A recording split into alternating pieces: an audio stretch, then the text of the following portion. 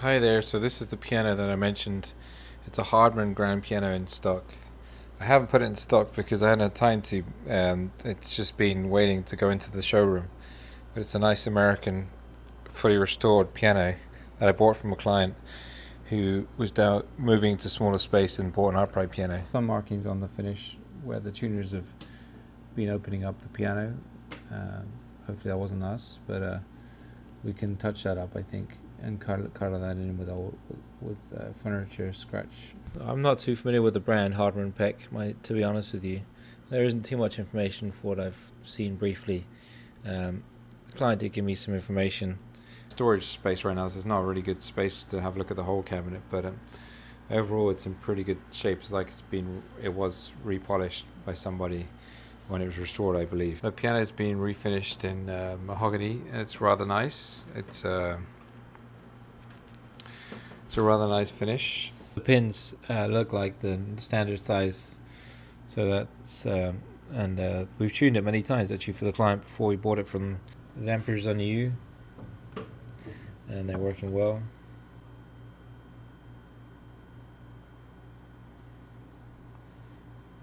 There's a little bit of staining on here on the frame, I think, and just some cleaning, dusting out that he's doing.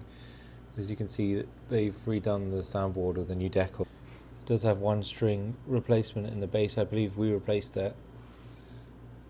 I think it might have been missing when we went to tune it. I'm not quite sure on that. And it has a nice adjustable music desk.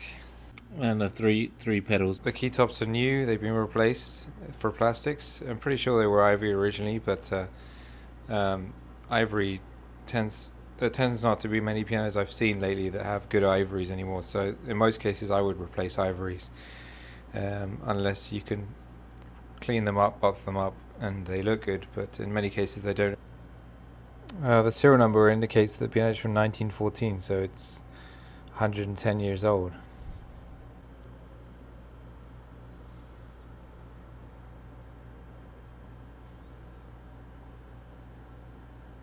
So you can see that the hammers have been replaced. How is the shanks and the rollers?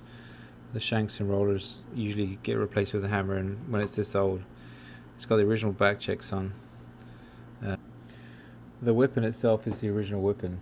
The spring still seems tight here, and the felt's still got some life. Back checks are slightly worn, but I think they'll still be okay. They'll still functioning.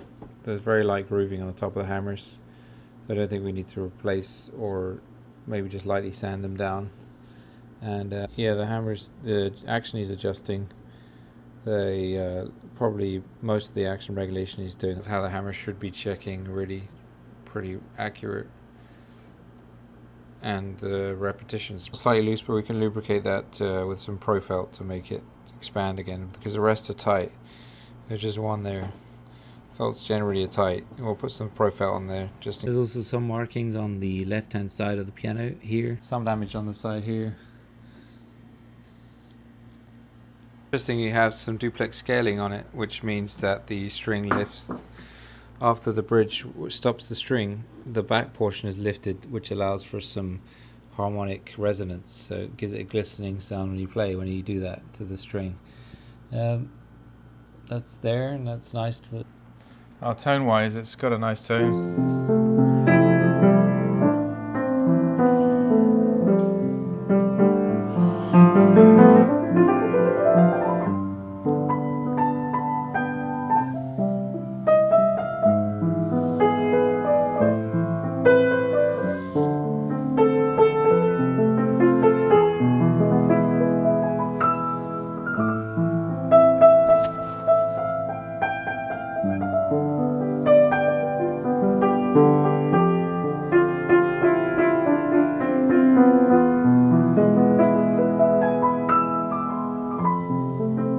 It's very warm and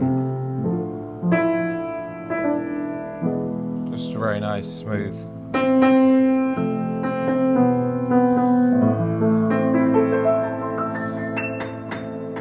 Slightly thin in the top treble, but the main playing area is full. Slightly out of tune.